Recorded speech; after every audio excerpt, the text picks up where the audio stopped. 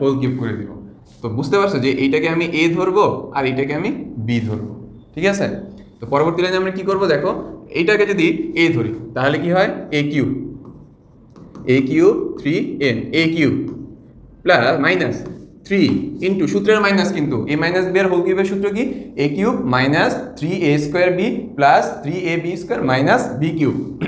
So আমরা just a minus b এর whole cube করতেছি। সো এ কত, 2m প্লাস 3n এর whole cube minus a square মানে 2m প্লাস 3n এর উপর স্কোয়ার, দেন কি লিখবো আমরা, ইন্টু বি কত 5p প্লাস 3 এ কত 2m plus 3n two B কত 5p এর উপর স্কোয়ার মাইনাস বি কিউব মানে 5p এর হোল কিউব।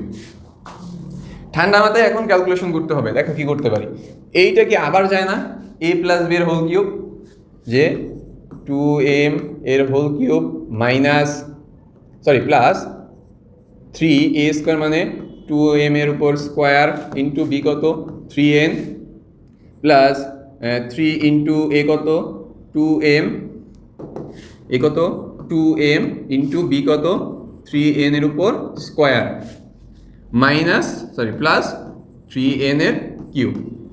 এটা একটা ব্র্যাকেটে আটকে দিলাম, ঠিক আছে? এই জিনিসটা কোথা থেকে আসছে, এই যে এইটার সূত্র আমি এই জায়গায় অ্যাপ্লাই করছি, a প্লাস বি এর হোল কিউবের সূত্র আমি এই জায়গায় অ্যাপ্লাই করছি, ঠিক আছে?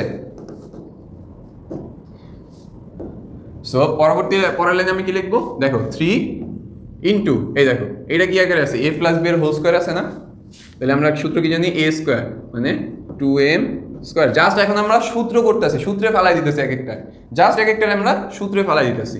তাহলে a square plus 2 into 2m into 3n plus b square মানে 3n এর উপর স্কোয়ার, ঠিক আছে?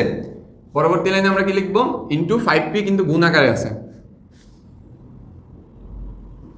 বড় হবে, সো একটু ছোট করে দিই, ইন্টু 5p গুণ আকারে আছে। তারপর লাইনে এটা যেমন আছে তেমন পরের লাইনে লিখি যে 3 into 2m plus 3n into 5কে স্কোয়ার করলে হয় 25p স্কোয়ার মাইনাস এটাকে যদি আমি কিউব করি তাহলে কি হবে 125p কিউব, ঠিক আছে? এই লাইনটা আশা করি বুঝতে পারছি। আমরা এই লাইনে কি করছি আরেকবার দেখো।